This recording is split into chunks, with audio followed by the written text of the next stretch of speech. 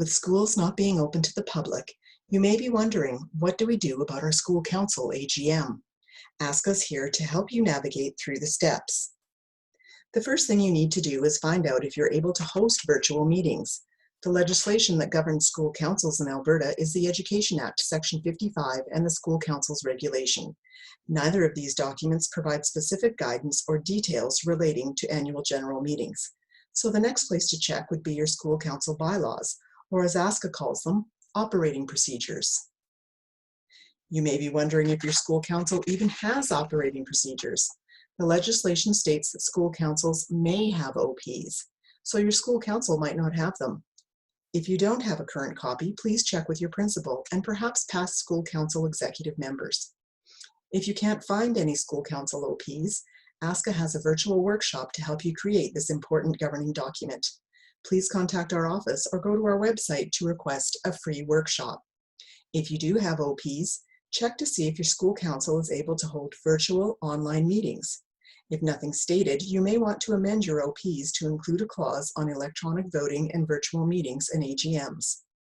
Under the current circumstances, your members most likely won't mind if you have to breach your operating procedures, and school councils have no legal authority, so there's no legal issue to worry about. Just be open and transparent. The next step is to have a conversation with your principal about hosting a virtual school council AGM. Discuss with the principal what online platform would work the best: Zoom, Skype, Google Meets.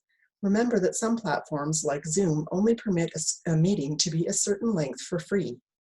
Some things to consider when planning your AGM are selecting a date and time for the AGM with your principal. Remember that a school council meeting cannot take place without the principal or designate, even if the meeting is virtual. How long will the AGM be? As this will probably be your first virtual AGM, you may want to keep the meeting as short as possible to only deal with immediate business. How will you let your members, the parents, know about the virtual AGM? Likely an email or auto phone message out from the school on behalf of the school council would be the most effective. How will motions, if needed, be made? And how will voting work for things like elections? When creating your AGM agenda, please ensure that you're co-creating it with the principal. Check your OPs to see how much notice you should give your members, the parents, for the AGM. If nothing is noted, a good rule of thumb is to give at least 14 days notice. Send your AGM agenda out along with the notice. Attach as many reports and documents to the AGM agenda as well, so that members can read these items in advance and come prepared with meaningful questions and discussion points. If you would like a sample AGM agenda, please check on our website or contact the ASCA office. One last thing, you may want to have the principal run the AGM, or at least the elections portion of the AGM.